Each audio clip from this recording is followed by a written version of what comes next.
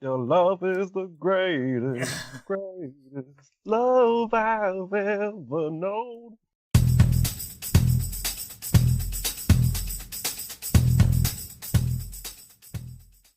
evening, everyone. It's your man of the hour, the man with the power, the living legend of professional wrestling punditry. Hello, my name is Lee Hazell, and this is the SteelChair Shoot, where wrestling's best writers fire from the hip and unleash their uncensored opinions upon an unsuspecting world. This week, we've given a live mic to reviews editors James Toal. Hello there.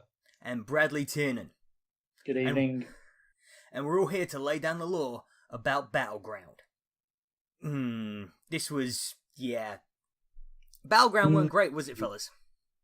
I mean, it has its plus points and its negatives. I mean, there's probably more cons than pros. We need to sing some praises. But Okay. don't worry, we will be critical. We will be. It's just I'm trying to pick it apart and try and figure out where. Like, okay, well, tell you what, we'll just do this in the traditional manner. We'll go match by match. Did anybody? Because I didn't check out the live tweeting. Did anybody check out the dark match? Ty Dillinger versus Adrian English. I caught half of it because I was live tweeting the entire thing, but you can't force me to watch a pre-show if I'm not. I did watch the pre-show. I mean, it's surprisingly Aiden English won. It's the end of the world. But I think he's getting I think he needs a fresh start, doesn't he? So I think he needed the win, I guess. Yeah, Aiden is, since his tag team partner left, which I don't really know all of the details for, I can just tell you that I absolutely adored the Vaudevillains, and I was really sad when they broke up, because I think that's one of the best gimmicks, and for my money, one of the absolute best entrances WWE has done in about, I would say, 15 years or so. Just one of the best personality-driven gimmicks, which, personality is a very, very lacking thing in 21st century WWE. I agree, and I think they could have done a lot with them, but I think the problem was when they were putting a feud with the New Day, that essentially killed them off. Yeah, because essentially you've got to have like one personality-driven tag team on per show, apparently, according to WWE, and you can't have two that exist in the same space. No, definitely. Although, you should be able to. Yeah, of course. Yeah. It's just WWE is, and this is a phrase I'm going to use quite often for this podcast, are so creatively bankrupt that they can't figure out what to do with more than one team at once. Yeah, I will say that a lot of investment in the ones that they want to be the two sort of feuding teams. Although I don't know actually, because on SmackDown that's probably more so the case, but with Raw recently, it's quite interesting with the amount of teams that could actually be going for the titles. Particularly talking about Raw. Yes, last night's Raw as well. But we're not here to talk about Raw. I was going to say quickly that I feel like I'm the only one that enjoys Aiden English's new gimmick. Well, it's not really. Wasn't that his gimmick before he was in the Vaudevillains with Simon Gotch? Yeah. Yeah, but now it just feels like it's turned up to 11 at this point, where he's just like full on crying at the simplest thing, like singing before every match, and I just find it like slightly entertaining, especially like how SmackDown is now. It's one of the few things I just like. Yeah, I like this. I would find it more entertaining if Raw didn't have the exact same thing going on with Elias Sampson. Yeah, but then it's two different styles. It's like I don't like Elias Sampson in general, but like have someone in the middle of the ring going, "Oh," then you've got me. Yeah, no, I just feel like there's so many similarities. Like SmackDown and Raw are currently sharing pretty much a load of the same angles across other different superstars, and this one just really drives home to me just how kind of tit for tat SmackDown and Raw are at the moment. But if we want to talk tit for tat, go on. Mostly tits. Is this going to be the Ryback thing? No, Ryback on this podcast. Good. Thank you. Anyway, so you're basically saying the entire show was nothing but a big old pair of floppy tits. Apart from one match, which I will mention, which it is match of the night mostly by default, Well, and tell you what. and I won't be trolling this time. Well, I'll tell you what, why don't we just head straight into that, because I think it's the match we're all thinking it is, and it is the opener, it is the curtain twitcher, it is the New Day versus the Usos. James, did you think that this was match of the night? Because I sure as hell did. It was the only decent match, really. If we want to talk about like pacing and like just most of the in-ring work, it was pretty good. A finish that made sense. Yes, and a finish that made sense. Yeah, it was a good match, but I did also like the women's match. I think only for me, because I think it's a last chance for Natalya to do something, because I think she's going to be going away soon. Yeah, I get that feeling as well, and we'll get to that. Like, sorry, the right way, because you don't want to put too much on. Like some of those women, like Charlotte, she's got a long, she's got a lot more to give. So I don't want them to go all out with her yet, seeing as she's only been on SmackDown, the last couple of months. Well, tell you what, we'll get to that, because I actually have loads of opinions about how I feel about Natalya, about her place on the card, and about what I feel about her going to SmackDown as the number one contender. But right now, let's stick with the New Day, let's stick with the Usos. So, Bradley, what did you think about this match? Yeah, it's classic. They're both fantastic teams, aren't they? The Usos show through their wrestling ability always. It doesn't matter who they're against. I think they are a really good team. And I think this, since they've become the Urban Usos within the last year, they've been able to be those. I think Samoan heels are very interesting, and another particular Samoan should be a heel, but he never will be. But yeah, I think their program with the New Day is really good. There's still a lot more to go in it. I just thought it was a really good match. I think Xavier Woods he's proven time and again that he isn't just their cheerleader. He is good in the ring as well. Yep. Yeah, that leap. Jesus. Yes. Fantastic elbow drop. Yeah, I mean, from my perspective, firstly, I absolutely love Big E Langston, but I'm like, he is always the constant, he's always the link between the other two, it seems like. They never put Xavier and Kofi together, it's always Big E and one of the other smaller guys, because, WWE likes you to believe that none of the smaller guys can ever get over the bigger ones. So I was really liking the combination of Xavier Woods and Kofi Kingston this time around, and especially Xavier Woods, because Xavier Woods drops the elbow, gets the win over one of the Usos. I can never tell them apart. They're twins. Don't beat me up. Yeah, but he gets that, like, and all throughout the match, both him and Kofi are booked like proper baby faces. I think both of them get. Kofi gets the Tequila Sunrise, Xavier Woods gets the Samoan drop, and he gets the big splash, and yet they both kick out at the last second, causing the Usos to go into absolute meltdown, total frustration, wondering what they have to do to put these guys down, and especially one of the pinfalls, like one of the Usos, once again, no idea which one, they're twins, don't beat me up, he goes absolutely mental at the ref. His arms are flailing. They're spinning around in two different directions. I thought it was really cool. And then there was one kick that Kofi takes in midair when he first tries the springboard elbow drop, and he was a really super kick. Oh my god! He takes it straight to the face. I'm amazed he wasn't knocked out cold by that. But once again, kicks out. Now he and Kofi look absolutely amazing. They look incredibly strong.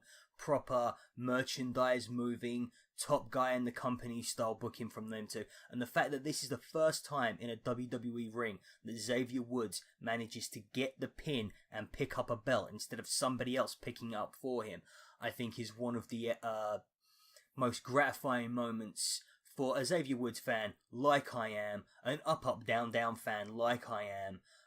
He's got one of the biggest cult followings on the internet, one of the biggest, most beloved superstars on the roster, and this was great news for fans of that, because it sort of means that WWE may now be open to realizing the fact that their biggest audience base isn't sports fans, it's geeks, and I think this is them dipping their toe into the idea that might be the case. I will James, say, yeah. I was going to say that if you were watching it along on Twitter, and as soon as you saw the New Day coming out in their American filled attire, you'll probably get a bunch of tweets because you have to live tweet, get images, and you get a bunch of tweets of Xavier Woods in his TNA attire, and they look exactly the same. Well, you kind of knew they were going to win then anyway, because there was a massive patriotic slant to this entire event. That's Battleground. What stick of, but yeah. Yeah, the whole America thing kind of ran throughout. Yeah, with it's this like they could flag match and Aiden English, what's his name? Jinder Mahal versus Randy Orton, and that whole thing. It was like they couldn't find a way to get Battleground on Independence Day, so they try and worked around it very weirdly. Yeah. And Battleground's always got this weird sort of nationalistic thing going to it anyway with last year it was everyone had their own flag in the advertising vignettes, and now this time everyone's got their own face paint like they're attending a Scottish soccer match.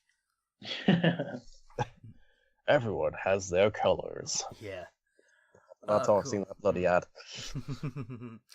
Yeah, James, did you have anything else you wanted to say about this match? I was just surprised that they won. I wasn't not surprised in a bad way. I was just like, oh, cool, they won. Yay, New Day. Yeah, I was expecting it to happen at SummerSlam actually. Yeah, it was surprising that they pulled the trigger this early, but then I guess this leads into a possible match at SummerSlam. I was gonna say, but it's almost like if you give the tag division a chance, they'll put on something good. Am I right, SmackDown division? Yeah. I'm still really hoping that Chad Gable goes over to Raw and starts a tag team, and they're both managed basically like Shelton Benjamin and Charlie Haas was in the World's Greatest Tag Team. Oh my God, could Chad Gable get adopted, please? Yeah. Well, did you see on Twitter, in response to Angle and Jason Jordan coming out as father and son, Daniel Bryan included Chad Gable in a tweet saying, "By the way, Chad, me and you have got to talk tonight," or something along those lines. Kayfabe is dead. Shinsuke Nakamura versus Baron Corbin. Guys, what did you think of that one? Why? Why is it so boring? This was the low point of the match. Low point of the match, low point of the night. Just what has happened to Shinsuke? I get the feeling what's happened to Shinsuke is, after he's feuded with Dolph Ziggler and he's feuded with Baron Corbin, both of these guys are American-made, real, quote-unquote, real athletes that have come up through the ranks of being specially picked, hand-picked by WWE for a future in wrestling, as opposed to going around the indies, as opposed to having any sort of experience with strong style, with Japanese wrestlers, with even indie wrestlers. And they basically say to Shinsuke, you see that thing you like to do where, in Japan, where people kick each other in the back of the head, and then they go, "Please sir, can I have another one?" How about we don't do that and we wrestle more in American style instead, because I would like to come out of this match without a concussion. And I get the feeling that this has basically been the story for Shinsuke, basically being put in with these WWE born and bred guys so that he can learn a more American style, so he can fit in more with the roster, so that more guys will work with him, and it's just not happened so far for him.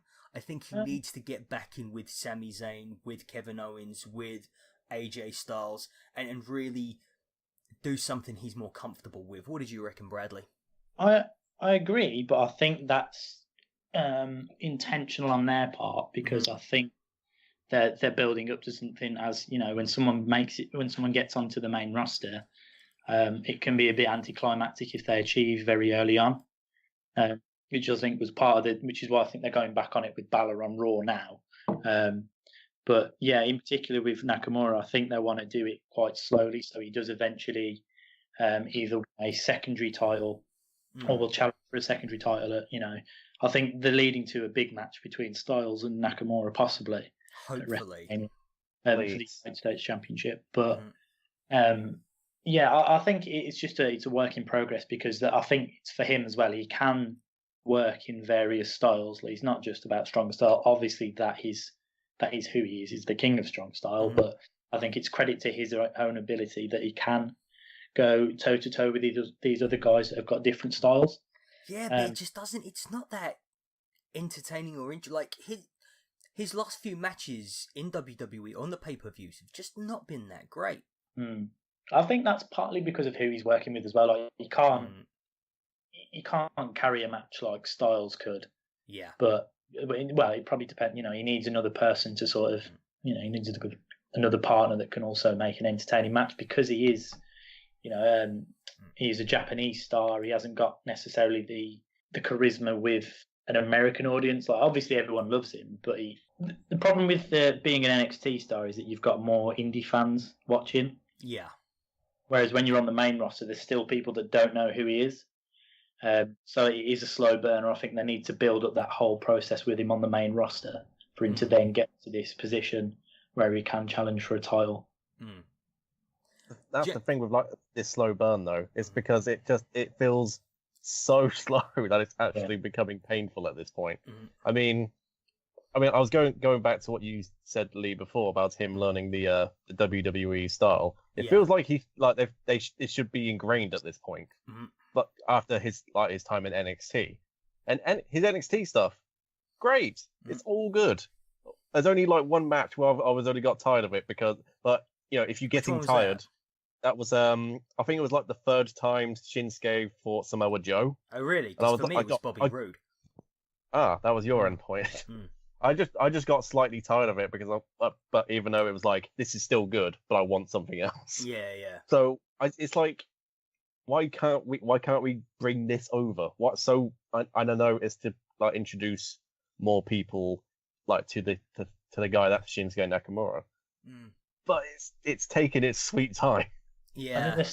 I think it's because on the main product, SmackDown and Raw, there's still quite a lot of casual fans. Well, I wouldn't say a lot of casual fans, but I think there's still. I think maybe the people who booking the matches still think we have to appeal to someone who tunes in now and again.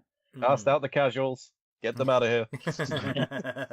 Be gone with you, woman. I do think we should, they should look more now to the ones that are the dedicated fans, the ones that do watch NXT and all the specials, because they're the ones that deserve the reward. The payoff for watching this stuff. If we constantly feel like we're let down by constant product, we never get what we want. Yeah. But I think they should concentrate more on being, I don't know how to word it, probably like wrestling specific, and rather than going for this sort of bringing in celebrities that they think is going to appeal to people, like a couple of weeks ago Raw, where they had that whole racial slur incident and stuff like that. Oh God, with that, what's his like the big baller brand. Yeah. I didn't even know who those guys were. No, well, that's a basketball thing. It's an American thing. Like they're really appealing to the American audience. There, they've got to start realizing that they're a worldwide brand, and they need to do more for that. Yeah. Sorry, James. Yeah, you were saying. I was just saying that was the big baller brand. I only remember it because I think they said it so much. But also with the ending to this match, I know what people are gonna say. It's like he's a heel. It's what it's meant to do. It doesn't mean it doesn't feel anticlimactic. Yeah. Or like Baron doesn't need the win. He doesn't. He doesn't need this like. Oh, I'm gonna kick him in the balls and walk away with my thing. Like, oh, look at me. Look at my giant briefcase. Yeah. I don't know. I do think part of it is. I think part of the issue is they keep putting weird endings all consecutively, all within the same. If there's like one or two, then it's fine. It works for that gimmick, that match. But then it starts to piss people off if it's happening constantly in the night. Yeah.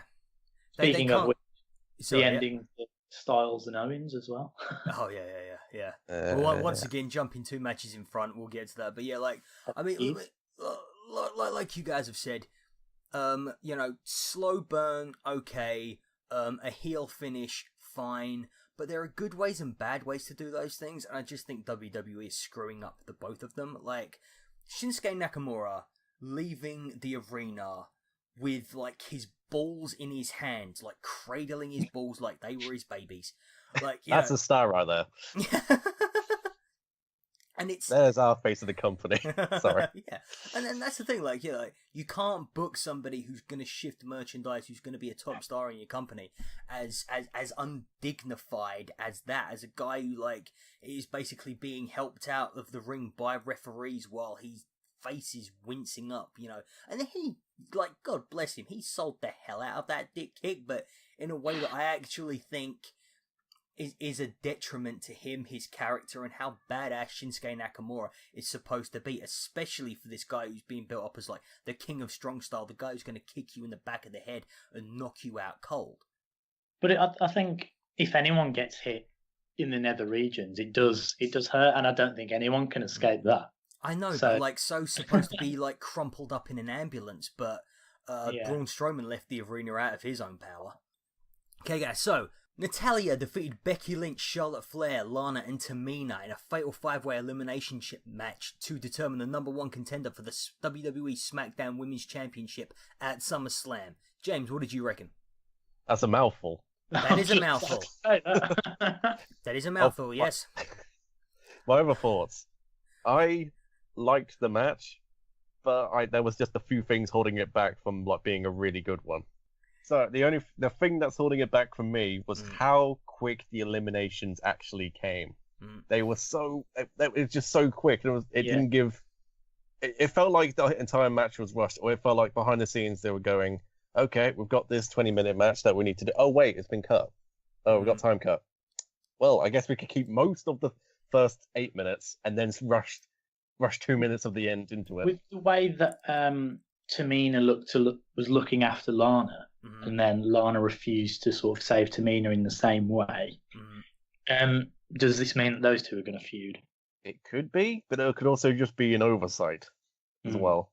Yeah, I do that a lot. I mean, it could be, but then there was just a lot of stuff. Like, is the welcoming committee definitely gone? Is that definitely not? Yeah. No, I think it is, because now that Natalya's the one that's, she's got what she wanted, she won't need those two. And it's good to just see her finally get a win over Charlotte. Absolutely. Can't agree with more. I think those two put on great matches because, they both come from rich wrestling families. But it's going to be good to see Natalya take. I think what might happen is Natalya wins. I want it to happen so much. Possibly. I don't know. Who's Naomi's the champion. I'm getting a bit bored of Naomi. Yeah. I think it is time for the change. But I think with her having this custom belt, it shows their intent that she's possibly going to hold on to it for a while. What I don't like about Naomi's, like, champion, or just how she is in the championship role, is that she just says the same thing over and over, saying, like, I'm going to snatch the bolts. Yeah, the catch. I just feel like it's not as aggressive. Or it's not of like, I'm going to snatch you bold. It's like, oh, okay, you've already said that to one person, and they kicked your ass. So, but Natalya, I feel like she will be the next champion. Yeah, because really... they've went through this cycle, and it seems like it's the perfect time to change it over. But then again, perfect timing is not exactly WWE's bread and butter, is it? Yeah. And if something looks like it's going to be predictable, despite the fact that it's the absolute best thing that could happen, then they will just swerve you just to keep themselves back. Oh, anything can happen. Oh, how unpredictable are we? WWE. But anyway, yeah, I really like the fact that I actually don't mind the quick succession eliminations, especially when it came to Becky's 2 really quick eliminations, because I think that keeps her strong. That keeps her a contender.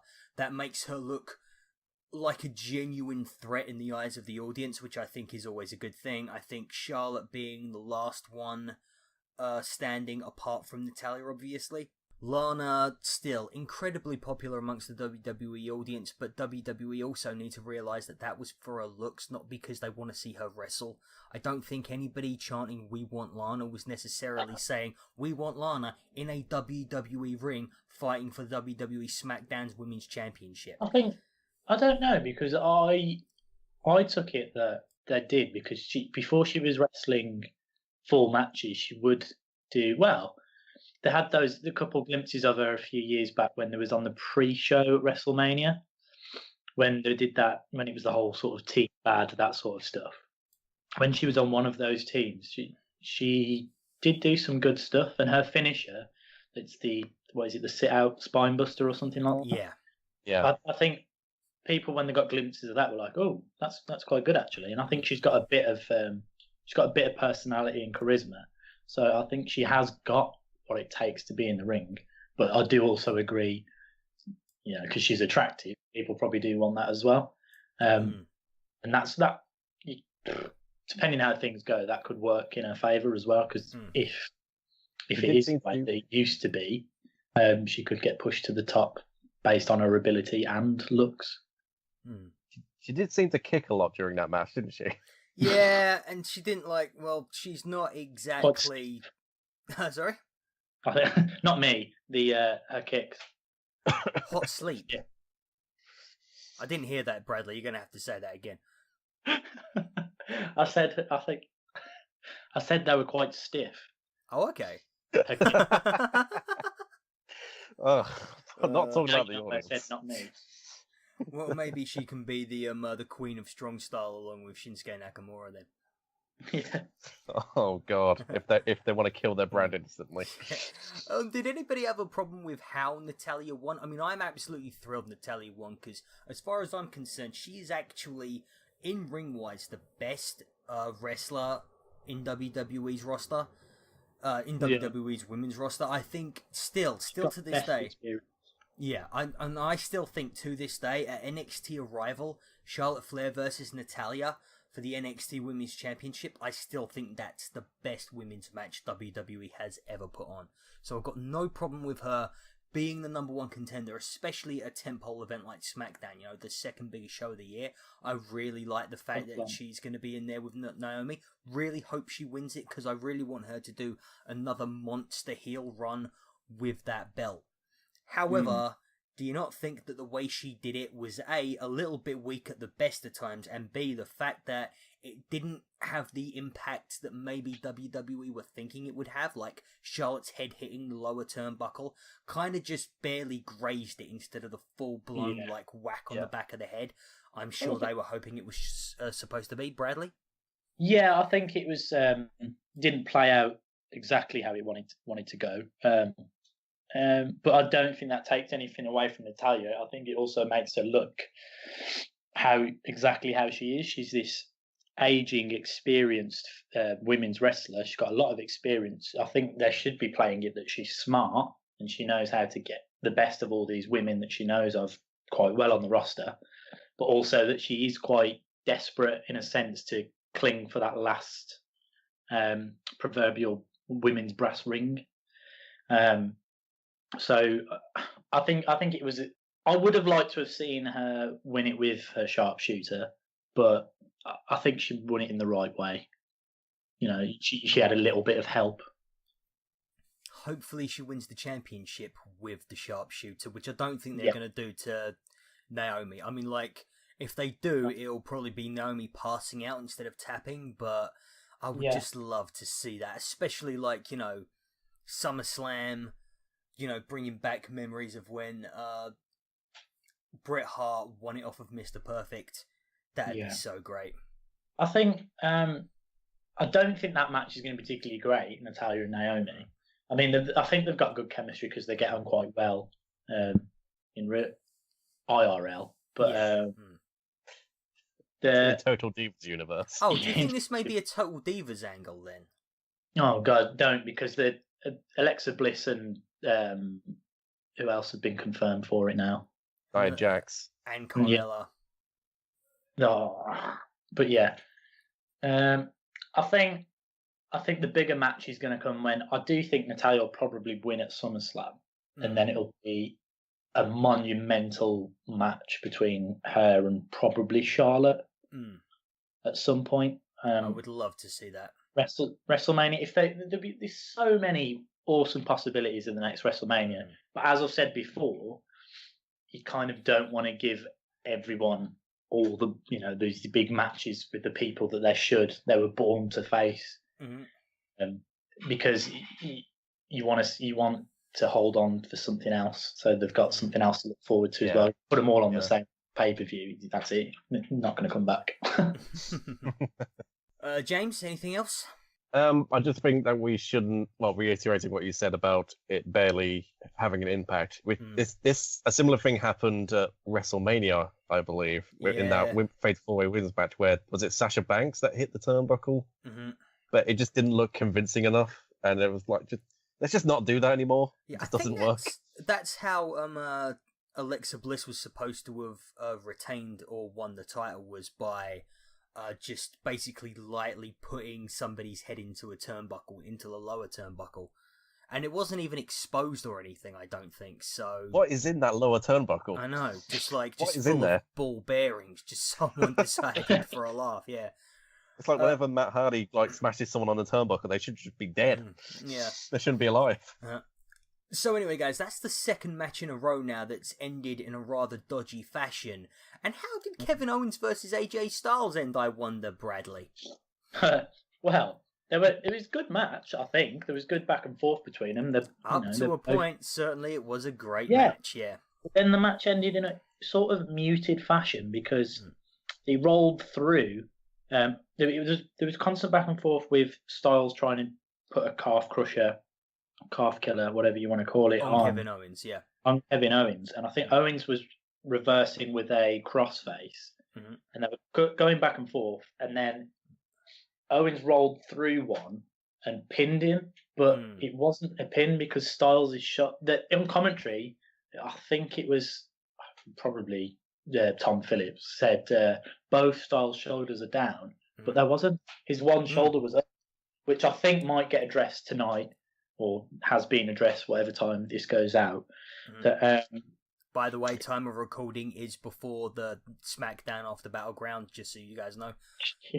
So I think they're going to address that, and maybe the title will be vacated, or there will be a rematch on SmackDown, and Styles will win it again. Because it was a bit...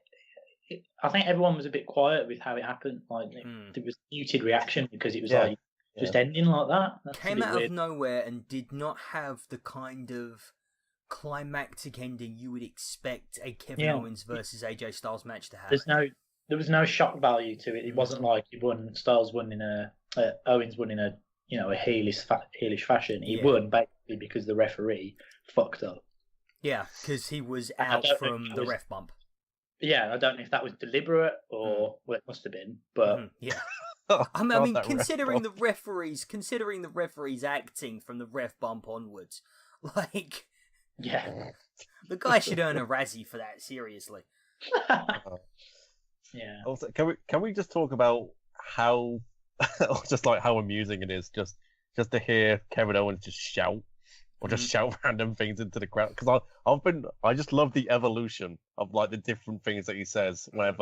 Whether he's the champion or not, he'll still shout about the championship. He's a brilliant performer all round. I think his ring presence is fantastic. He knows how to work a crowd, and I he knows how to give him a good dressing down too. Exactly. The latest one was and that's why I should be the champ. Well, he's all for kayfabe. He tries to keep it alive. He loves wrestling that much. But there are also those moments, where he does break kayfabe and that. But I love how he sticks into his character, even with children. There was that kid in a front row a while back, and his mother tried to get like free tickets or something like that. He's like, well, your kid shouldn't just be such a loser or something. It was something along those lines. He just basically sticking into there's that clip as well where he's got Roman Reigns in a headlock and he's just like mocking the crowd, and then you can like visibly see Roman like holding back laughter. Yeah. Kevin Owens, you are a treasure. Like for me, just it's another case of like a really good match that ends in a way that becomes the talking point of the match, and nobody talks about how good the match was. Everybody's just.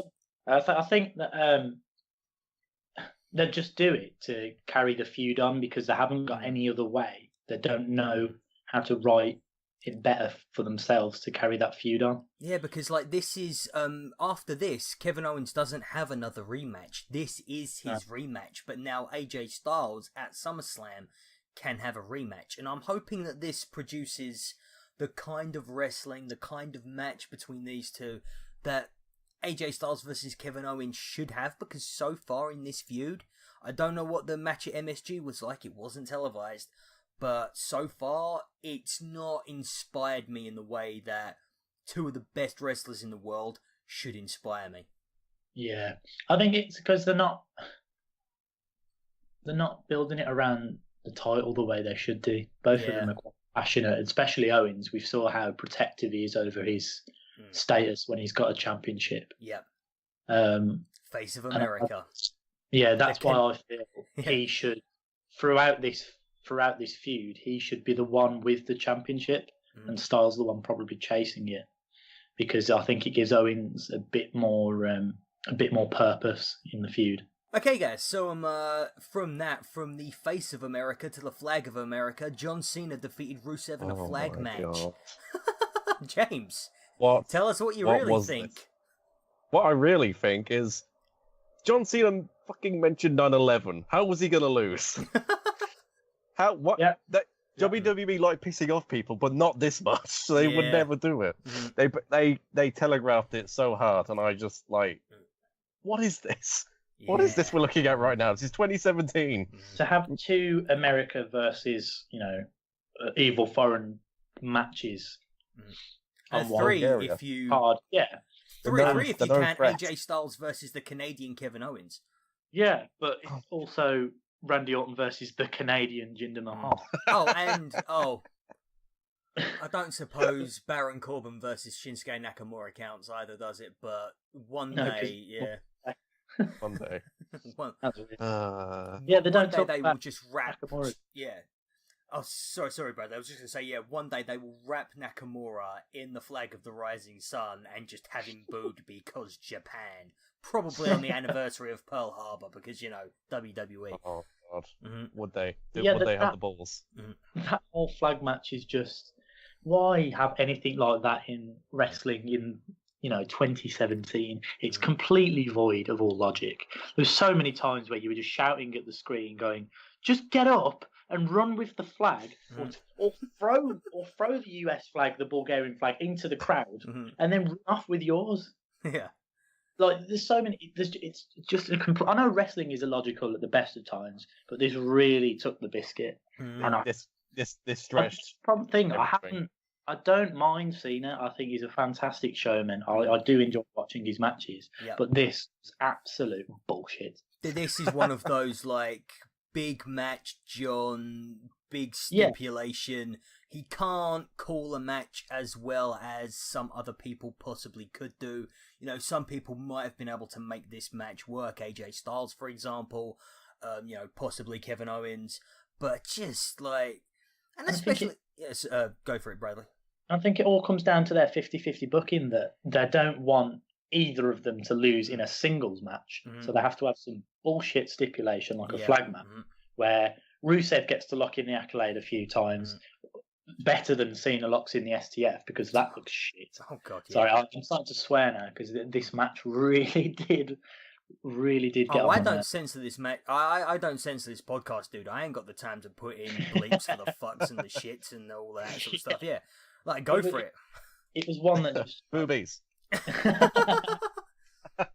It was one that in 2017 this sort of match shouldn't be happening. Yeah. And it's the whole problem with 50-50 booking, when you've got someone that's a face like Cena and a very strong heel like Rusev, who probably should be in Jinder Mahal's position. Yeah. They don't know what to do with it. Don't do it. If you don't know what to do with it, just don't do the match. Yeah. Put them in a match with someone else. I'm really hoping that this feud continues, and because John Cena's won this one, Rusev puts him down at SummerSlam, and that elevates him to the main event. Because really, Rusev hasn't been a main event talent so far. We like to think of him as one, but I don't even think he's had a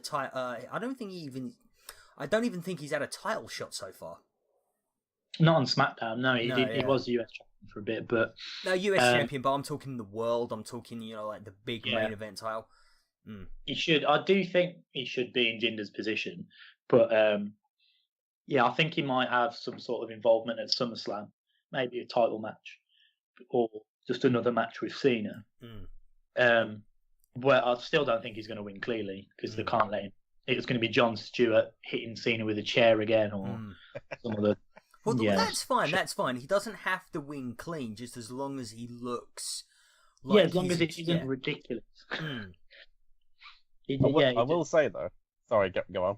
No, I was just going to say it needs to be just via some heelish, true, traditional heel antics. He hits him with a chair.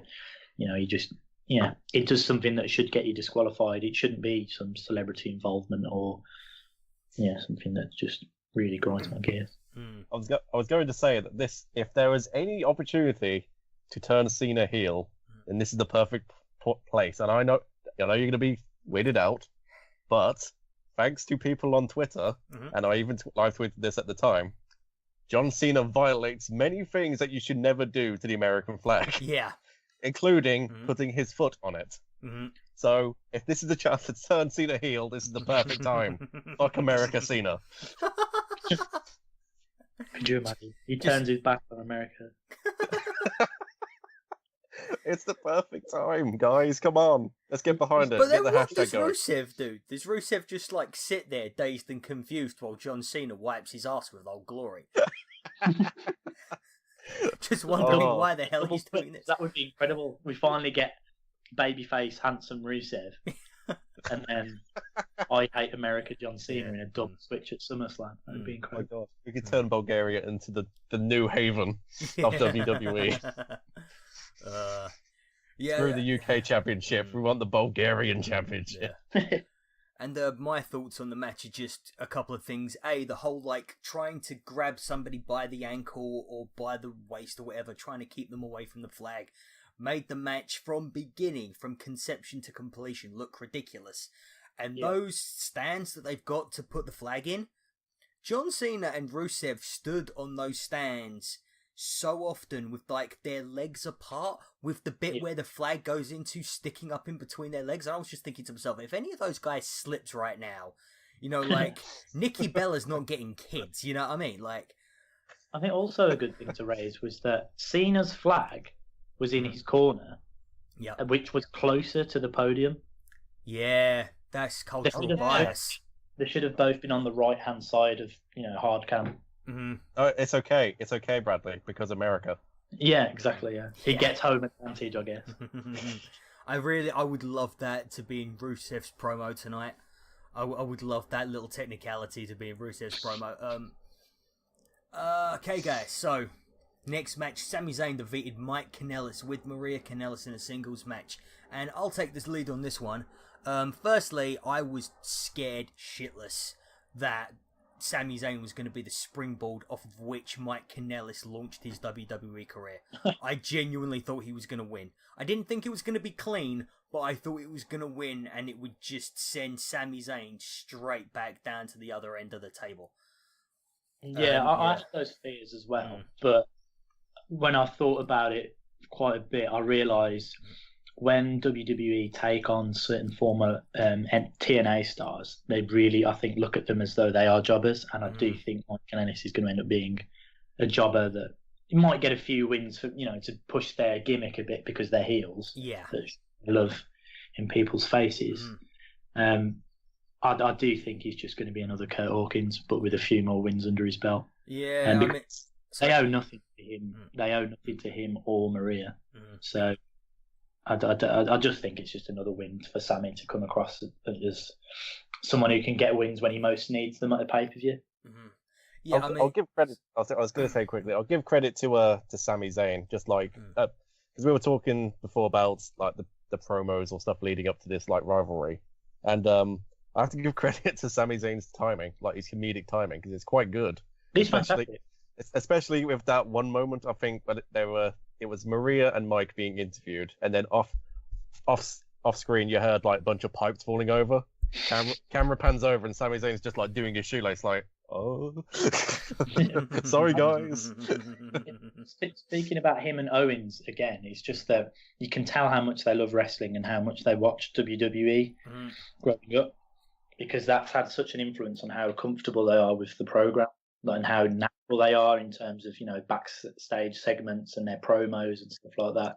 Particularly Owens, I think I read somewhere he learned to speak English because of watching WWE. Yeah. I think I might be wrong. I don't know. We could have had a Hulk Hogan-esque Kevin Owens. Yeah. But yeah, I think I do like their gimmick, Maria and Mike, because it is that sort of, it's a good way to get heat, because no one wants, you know, everyone's fed up with PDA. They don't want love shoved in their face. But your love is the greatest love I've ever known. I love it in the sense that it's good for heels. It's a good heel gimmick. The music, the theme tune's great. That Eskimo kiss, though.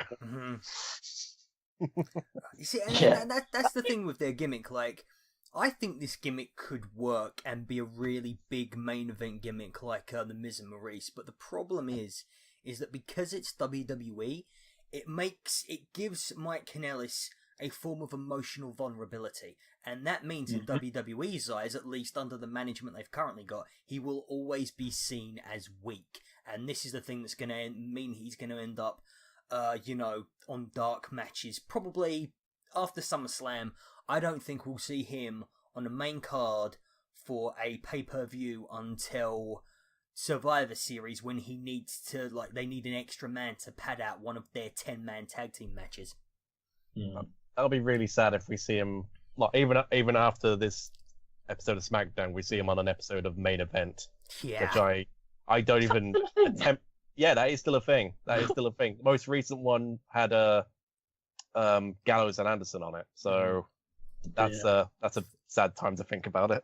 3 professional wrestling writers are shocked and amazed that they're still producing Main Event. Superstars. Sorry? I don't think Superstars is still on. I think it's just Main Event. You'd like Tony Kimmel. I don't even know what channel it's on. I just know it exists. It's a network thing. Yeah. It's literally just a network now. And is it even broadcast here? Are we on Main Event right now? Is this the Main Event? I don't know. I mean, I think they actually need little shows like that to give a bit more exposure to guys like Gallows and Anderson, who are currently being so chewed out of the tag team division right now. Like, they've got a real problem with tag teams. They've got a lot of tag teams, but they only know what to do with 2 of them at the same time. Gallows and Anderson, firstly, are just so wasted on Raw because Sheamus and Cesaro are essentially doing what are fulfilling the role that Gallows and Anderson should have. So Gallows and Anderson, and then you got the Revival. The Revival shtick is basically to do the same thing as Gallows and Anderson and as Sheamus and Cesaro. So what the hell are they doing on Raw? But do you think this is a deliberate reaction to, albeit Cody jokingly saying "fuck the Revival"? They're gonna now let the Revival absolutely clean out Gallows and Anderson. So well, fuck the Bullet Club. Well, hopefully. I mean, I would like to see the Revival get some time in, but then again, I'd also like to see Gallows and Anderson get some time in. I think Gallows and Anderson have been so poorly used in WWE. And I think, the SmackDown Tag Team division was for ages really poor. Tonight it showed how good it can be. But after this, who have you got in the Tag Team division that are going to step up? American Alpha are no longer a thing. Hashtag Breezango. The truth is not H. Did we want to talk about this? I was going to say, do you guys want to talk about this? Because once again, it's just the highlight of SmackDown. It really is. Go for it, Bradley. Extol the virtues of Breezango upon us. Mr. SmackDown, go for it. So we thought we was going to get answers because the truth is out there. I don't know how they were playing that. The truth is not H. Yeah. So it was the Fashion X-Files again, and it was supposed to be the conclusion. We were going to find out who's been attacking them all this time. And then the Ascension walked in and were like, oh, it was us. And then they were like, wait a minute, couldn't have been you because you went to. I can't remember what they were watching. It was the Eddie Money concert. Yeah, shamefully, I don't know who Eddie Money is. Oh no, well, I think we're fine with not knowing who Eddie Money is. Yeah, and they were like, okay, it wasn't us then. And then the Ascension walked off, and then there was like, oh, so who could it be? And then they got attacked, and the camera fell down, and Fandango got dragged away slowly in the dark, like a little Blair Witch Project sort of. Yeah, I was going to say it looked like the ending of Wreck. Yeah. Fandango's been kidnapped. Apparently. Yeah, it was fantastic. So maybe on SmackDown tonight was trying to see what's happened, who's been kidnapped, whatever. Yeah. But I've seen some rumours circulating that it could be Dash and Dawson, but I don't think that could be because didn't they split up? Yeah, I don't even think not Dash and Dawson, sorry, Blake and Murphy. Yeah, Blake and Murphy. But the thing is that isn't Blake or Murphy one of the two? I can't remember which one. Aren't they married to Alexa Bliss? They're dating, yeah. I think they're dating. Okay. I think Murphy is injured though. I think he only got injured recently at a house show. But I had a theory that maybe with the second season of Southpaw on the way, that it was the surfer dudes with attitudes. Oh, really? Could you imagine? Because then that's another way for them to rebrand Ascension. Give people a little bit of context there, Bradley, with Southpaw and the surfer dudes with attitude.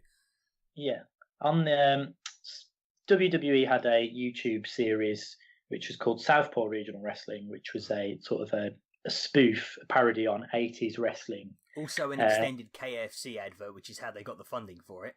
Yeah, and the Ascension were playing. They just did like a small little promo, which looked like a VHS tape for a tag team called the Surfer Dudes with Attitudes.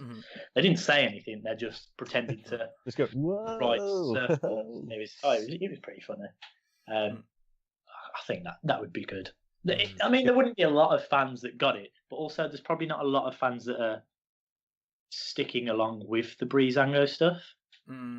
Those ones that do enjoy wrestling jokes, because there are a lot of little Easter eggs within those segments. Yeah, especially if you look at the Backham, the I had to pause it a few times just so I could look through and just appreciate how good some of them are. Yeah. I do love it. Also, everyone should watch Southpaw Regional Wrestling instead of watching some of these matches. Just saying. Yeah.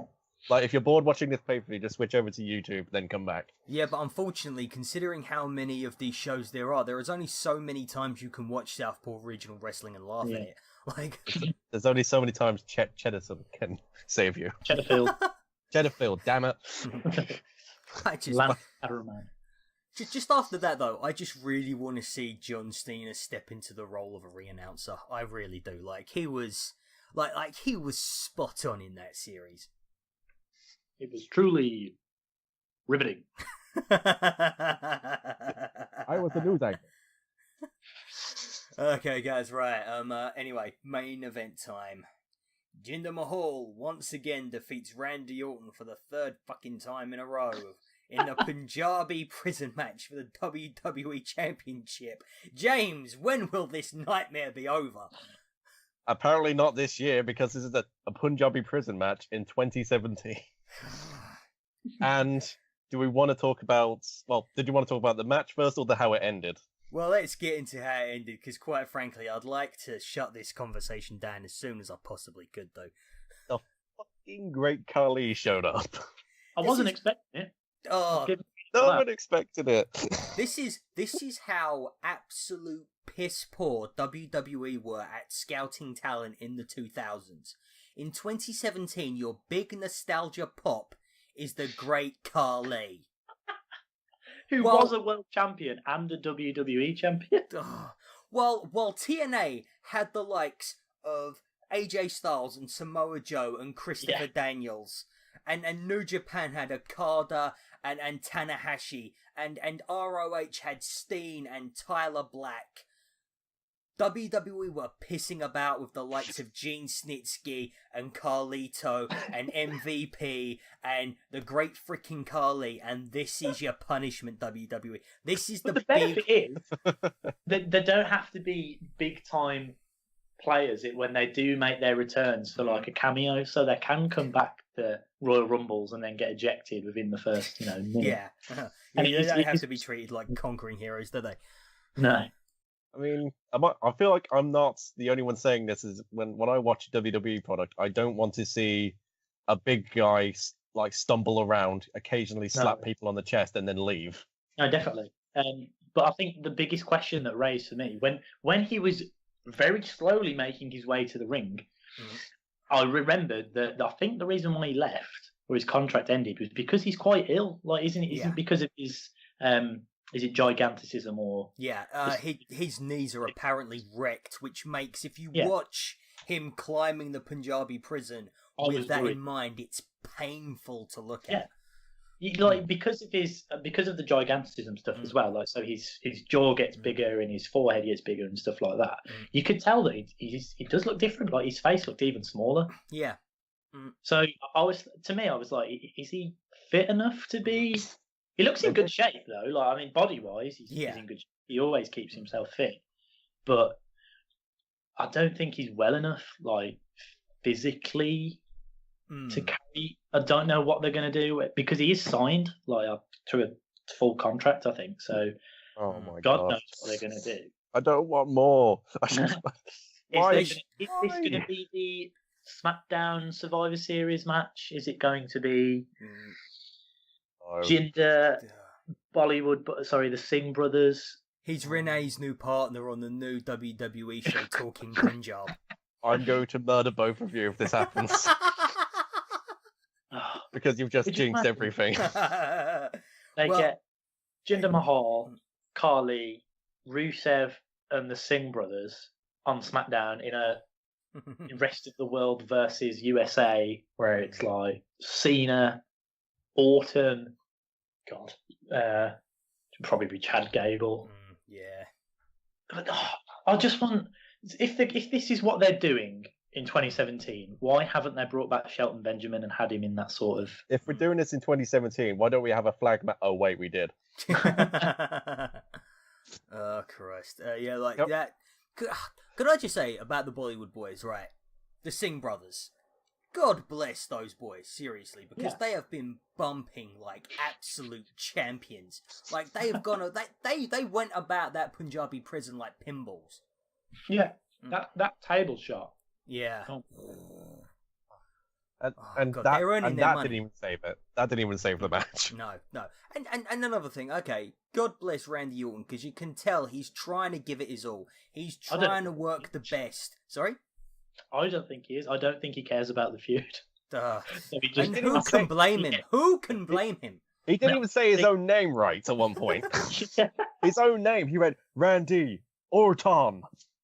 I think the thing he's getting out is throwing around the Singh brothers because he's that bored of it. He needs something to do that's fun for himself. Oh God! I mean, it occurred to me.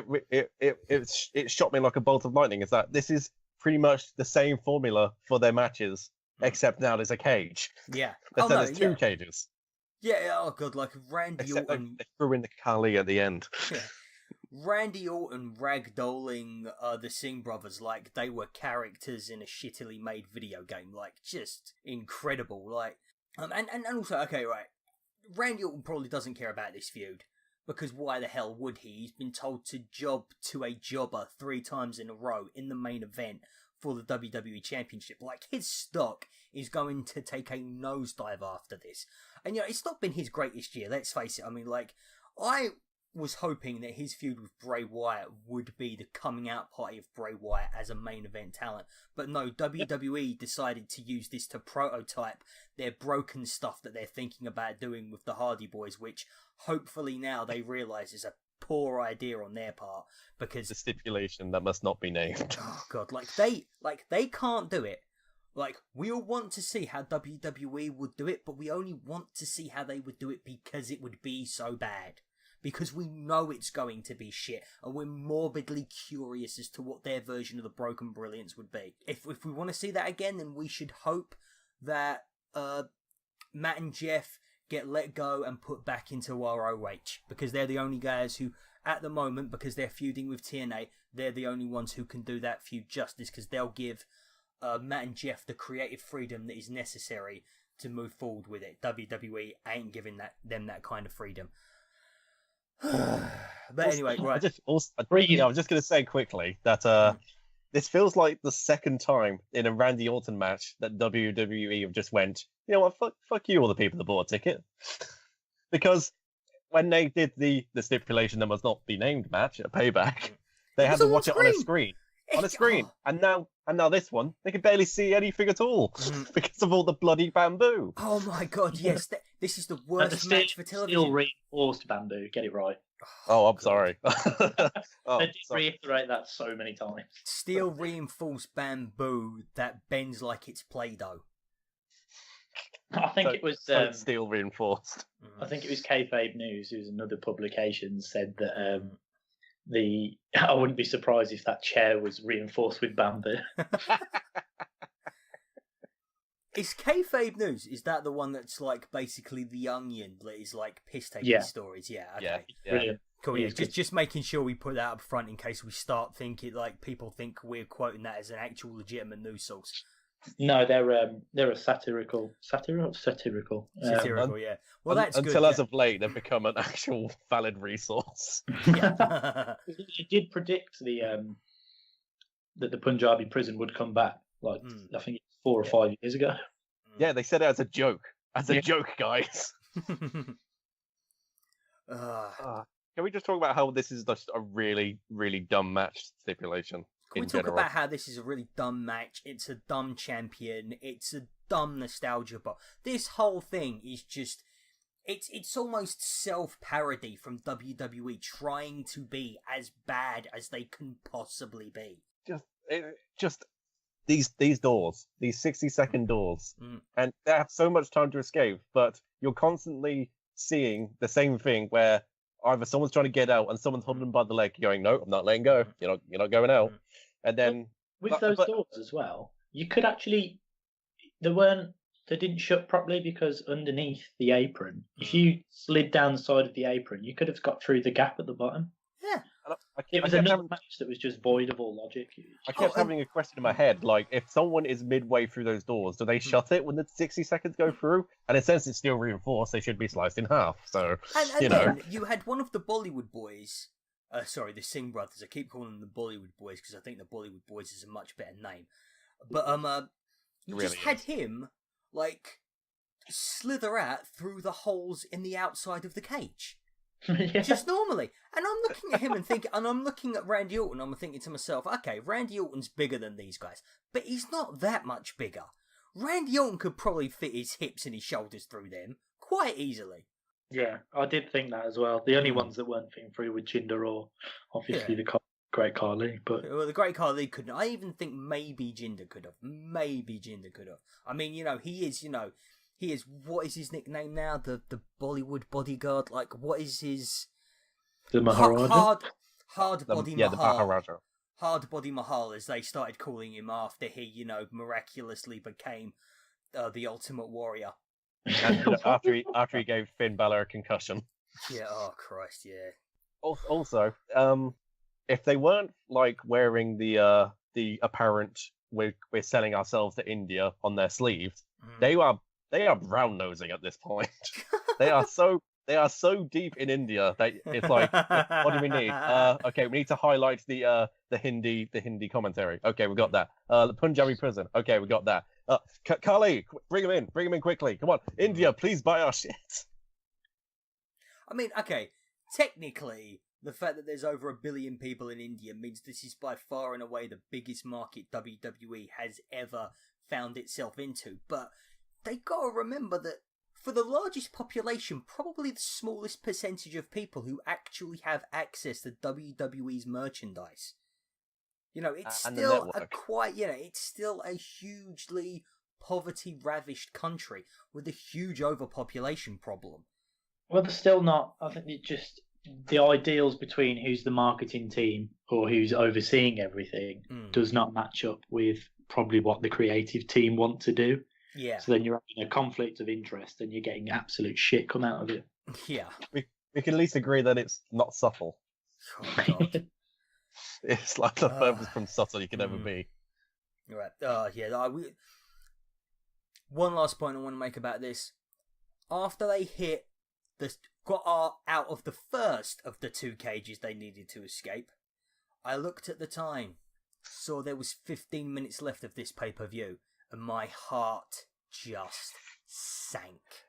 Yeah, I was the same thing. It was the same thing, especially when you're watching it live and you think, oh, okay, this pay-per-view normally lasts like 3 hours. Let's see how long this goes for. Actually turned to me and said, "What are they going to do now for the next 15 minutes?" And I went, "Let's see." And we did see, and they decided to cart out the Great Khali. And also, they didn't use his music. No, I thought that was a good bit of deception, to be fair. Whose music was that? Is it Jinder Mahal's music? Yeah, it was Jinder Mahal's music. Well, I feel like, wouldn't you have got a bigger pop if it was his music? Yeah, like that's what I was actually looking at my phone, thinking to myself, "Oh, okay, like, there'll be a huge reaction in a second. There's going to be a massive spike in volume. I'll look up when the Great Khali comes out, and just nothing. And all of a sudden, I looked up, and the Great Khali's there. And I don't think anyone in the arena. I think there may have been an audible, ugh. But apart from that, I don't think there was any reaction. I heard some slight screams, but I wasn't sure if they were of enjoyment or of terror. Someone saw a mouse in the middle of the audience. And the most terrifying thing here. He's definitely going to be at the Royal Rumble now. So what that means is they're just needed. They're also probably planning ahead, thinking Strowman needs someone else to go through. We need Cass to have someone to go through. Were they just like, when they had Goldberg, it was like, yeah, he's good, but can we get someone slower? Yeah, that's what I don't get. Raw have got all these monsters now. They've got Strowman. They've got Big Cass. Yeah. Even Big Show. He's still got an ounce of ability left in him. Sorry, dude. I'm just going to say, Big Cass is going to be on SmackDown sooner rather than later, and I'll tell you why. But this is my big prediction for Big Cass. He is going to have... Sorry? I think you might have said this last time. And I'm going to say this again. Because it might happen. I'm hammering this one in. It's going to be a loser leaves Raw match between him and Enzo Amore. Enzo Amore is going to shock the world, beat Big Cass. Big Cass is going to have to go onto SmackDown, and there he is going to dismantle James Ellsworth, and him and Carmella are going to be the new it couple of SmackDown. That's it. That's the last time I'm going to say it, because the next time we do this, hopefully that will have already happened. I mean, I don't even know when James Ellsworth is coming back. I mean, is he coming back? For a month after Money in the Bank. Oh, so... Money in the Bank. So not too long. Was it 30 days or was it 60 days? I'm not sure. Well, if it's 60 days, then it's SummerSlam. He'll come back at SummerSlam, and then he will get the shit beat out of him there. Then we could come full circle, because at SummerSlam last year, he was holding on to Strowman's leg and had him counted out. The Great Khali and James Ellsworth at the same pay-per-view. What the fuck is going on? Anyway, okay, guys, I'm wrapping this up before we get even more depressed, unless there's anything any of you were desperate to say. Well, going back to talk about... Oh, God, Bradley, why? Okay, go for it, say your piece. The Southpaw Regional Wrestling. Is it going to turn out that Mr. McElroy's sea creature was the Great Khali all along? Oh. That would be the best way that the Great Khali was ever been booked. And then, because you never know. That'd be good, actually. He's definitely going to be in the second season of it. How can you not? He's good. He's funny for some segments. I would have rather have watched Lethal Leap Year than this pay-per-view. Wouldn't we all? Oh my God! Okay, right, James, you were saying at the beginning that you thought there was some good bits in it. Would you mind reminding me of what those ones were, just so I don't feel completely crappy about the fact that I wasted 3 hours and 10 minutes of my life on this bullshit? The tag division has some highlights, because we got the Usos and the New Day, and also Breezango, so that's good. And we've also got, the women's division doing quite well. If you want, we can always tune into an episode of I'll just go onto the WWE Network and go look for some 80s wrestling. I'm sure we'll be right at home at this point. All I can say is that yesterday I came home from an interview that dismantled the personal image I've spent the last 15 years building up for myself, and somehow Battleground made me feel even worse. I think some positives to take from it is that I do think there's something to go with the tag team division, because even like the comedic team in Breezango have got a lot going for them. There is still a lot of legs in their gimmick and their story. There's just so much they can do with them. They are the reason why I tune in every week, and obviously because you get to see a bit of good wrestling with Styles. And there's still some stuff to come from that, and it always comes back to we watch it because we want to see what's going to happen next, whether it pisses us right off or we actually feel like we're getting something back out of it for once. And I do think we will in the long run. Probably the payoff's always WrestleMania, isn't it? I think next year he's going to remember. Oh, it's a long time to WrestleMania, dude. It is a long time to WrestleMania. Hashtag Cena heel turn. Hashtag fuck America Cena. It's gonna happen. If your thing's gonna happen, mine thing's gonna happen. Do we feel good after this and after Great Balls of Fire? Do we feel good about the state of WWE, SmackDown, Raw? Do we feel good about what's going to happen at SummerSlam? He's got switched. He's got switched around. So I was just going to say that this should have been called Great Balls of Fire, and the other one should be called Battleground. Yeah. We have to acknowledge that Great Balls of Fire was a good pay-per-view. Damn it, Vince. I think it was an okay B show. I won't be happy. I don't think I'll be happy with what they're doing until they properly address their issues. Because they just seem to be trying to paint over the cracks. Certain things and not acknowledging the fact that they don't have this huge fan base that they thought they had. I mean, like, they've got to start doubling down on the fact that their roster is made up of indie stars and indie darlings, and that their whole thing of like pushing guys who are big just because big has got to stop, and they've got to start embracing. Like, Vince McMahon thinks because they won the WCW war that his way, it's his way or my way or the highway, essentially. Well, he thinks because he had more money in the end, which is essentially what it was, that he gets to make the executive decision, which is a fact. That is unfortunately the be all and end all. But he's probably losing money in the sense that they've had to cut back on pyro. They've cut certain shows. So maybe that's enough to tell him that actually we don't need to waste money on big sweaty men. We need to concentrate on the wrestling in its purest form and actually let these people that are they're actually very entertaining in-ring performers that they've signed. They should be the ones at the main event, because they're the reason why we've signed them, is because they're wrestlers in every sense of the word. Yeah, but Vince won't do that because he thinks, oh no, this is how we did things back in the 80s and this'll work. It worked then, it'll work again, despite the fact that it's no longer 1987, it is 2017. And but you wouldn't know. You wouldn't know at this point. No, you wouldn't. You really wouldn't, especially not with a flag match and the Punjabi prison match. But they've got the best roster. They've got the best roster they have had since probably, I would say, 2004. When they had all the WCW stars as well. When they had Eddie and Kerr and Undertaker and Triple H and Chris Jericho and Shawn Michaels still working. But it's been the same. I think if you look at it, it's been the same issue. We're straying away from the topic, but it's been the same issue for them for the last 20 years, that they've just bought out the competition and then not booked these stars that they've got as a result how they should have done. Because they want to believe that they can build up their own stars from scratch, not the ones that come through the indies and actually develop wrestling knowledge and can work different styles and can play around with all of these different aspects of wrestling. Yeah, definitely.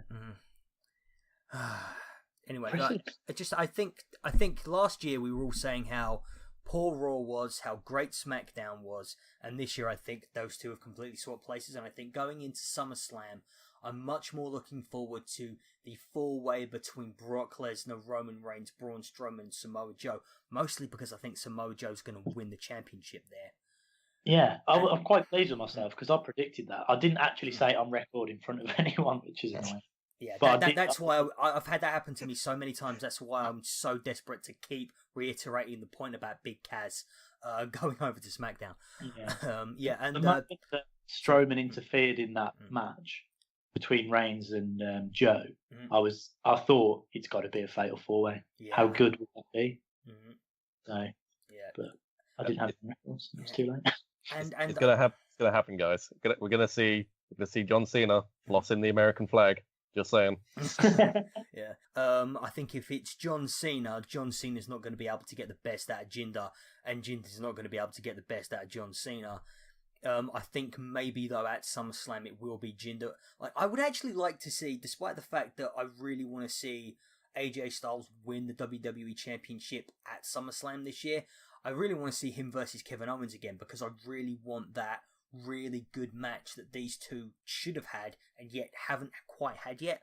But I also think that I really want to see Rusev take down John Cena. But I really don't want to see Randy Orton versus Jinder Mahal again. Like it's done. It's done so much. And I don't know who it's going to be. Maybe it'll be Sami Zayn and he'll win it at SummerSlam a la Daniel Bryan did when he beat Cena for the title at SummerSlam, and then Baron Corbin comes in with briefcase in hand, smacks Zayn across the head with it, hits the end of days on him, and then wins the championship from there. Yeah, I mean, we could hypothesize and theorize as much as we want, but we all know it's still going to be shit. Yeah. And on that note, guys, on the final words there from Bradley, there you have it, folks. That was a SteelChair shoot. Thank you for listening to all of our ramblings. Please don't forget to like, to subscribe, and to comment if you agree or if you disagree. Check out the mag at issue.com/SteelChair. That's ISSUU.com/SteelChair, where you can find all of our back issues, and you can catch us all on Twitter at SteelChairMag. Bradley, what are you on Twitter? It is at Bradley Tiernan, so Bradley with Ley, and Tiernan, Tiernan. Cool, and James, this is your this is your weekly point where you express your disgust and jealousy that somebody actually managed to put their name in their Twitter handle. Do you know how many James Tolls there are on Twitter? And I couldn't get one. But good for you, Bradley. I'm not jealous. I'm just happy for you. Well, there is another one. I did get tweeted the other day. Did you knock out some insert whatever name here? Because there is an Irish boxer called Tiernan Bradley. Oh, really? That's the wrong guy to piss off, apparently. Yeah. And guys, you can find me at Fight Like a Cow. Thank you, guys, and I'll see you next time.